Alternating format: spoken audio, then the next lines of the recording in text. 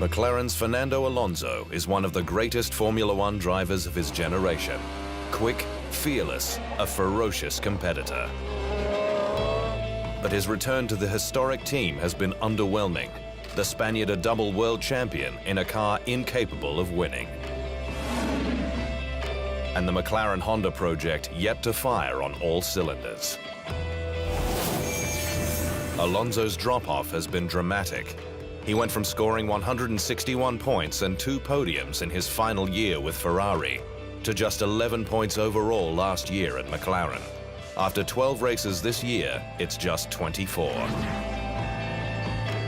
This from a driver who has 32 career wins, making him 6th on the all-time list behind Ayrton Senna, arguably the greatest F1 driver of all time. But his past success is just that. His last victory was at home in Spain in 2013, his last pole in Germany in 2012, and his last fastest lap in Abu Dhabi in 2013.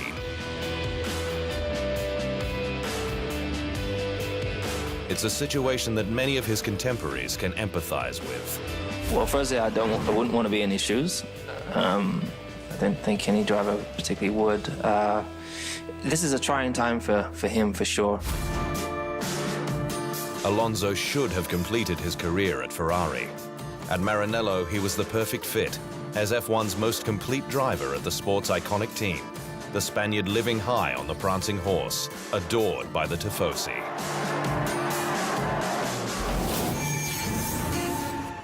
Across 5 years at the Scuderia, Alonso took 11 wins, 44 podium places, and 4 pole positions, helping the squad to punch well above its weight with his ambition and fighting instinct.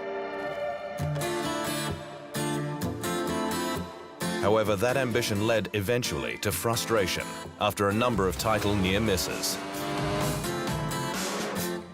with Alonso reportedly wanting more say in how Ferrari was run, something top management couldn't accept. Alonso started talking with other teams, namely Mercedes and McLaren, for 2015. But by the time he decided it was best to stay with Ferrari, the prancing horse was set on its future star, Sebastian Vettel. If you ask me, Vettel could be a good driver for the future of Ferrari, the answer is yes. He's young, he's a 4-time champion of the world, very good guy, good Ferrari client. And so Alonso signed with McLaren from 2015.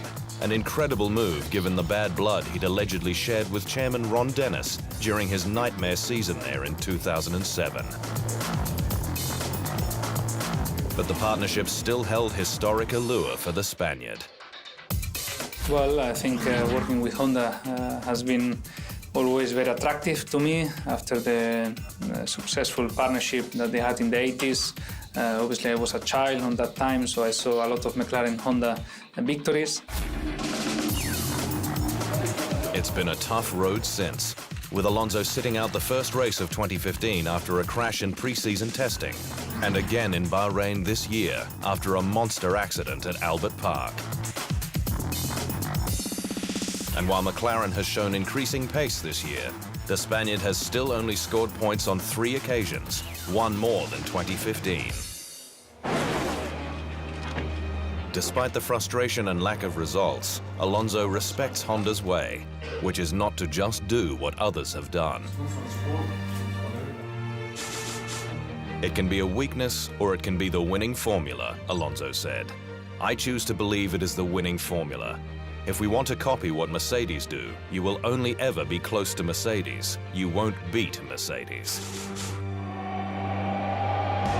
And there's only one way to reap the rewards of this long-term project, especially with the squad bullish about its title aspirations next year. If he stays there, McLaren will get right. And possibly he leaves now, could be another wrong choice, in my opinion. You have to persevere, have to stay. McLaren has rapidly improved throughout the first half of this season, but you can bet Alonso will be pushing hard for a whole lot more performance in the second half if he's to get his just rewards in 2017.